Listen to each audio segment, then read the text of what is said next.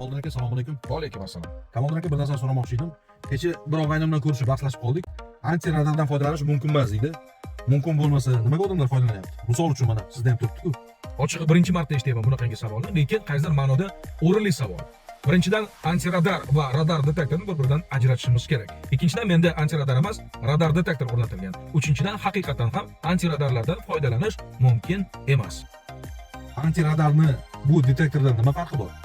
Hammaga ma'lum, antiradarlar asosan harbiy maqsadlarda ishlatiladi, ya'ni radar komplekslari, radar moslamalarini izdan chiqarish yoki ularning ishlashiga xalaqit qilish uchun. Ammo radar detektor bu yo'llarda o'rnatilgan radar moslamalaridan kelayotgan signallarni qabul qiladi va haydovchiga o'sha radar kompleksi haqida to'liq ma'lumotni beradi. Asosiy farqi shunda.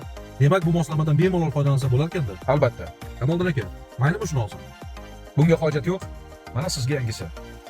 Inspector Star Air. LNA Low Noise Amplifier, kam shovqinli kuchaytirgich, maxsus rupor antennasi, O'zbekiston Respublikasidagi radar komplekslari bazasi, ma'lumotlar bazasini simsiz Wi-Fi orqali yangilash. Qolaversa 2 yillik kafolat muddati. Ularning barchasi Inspector Star Air radar detektori haqida.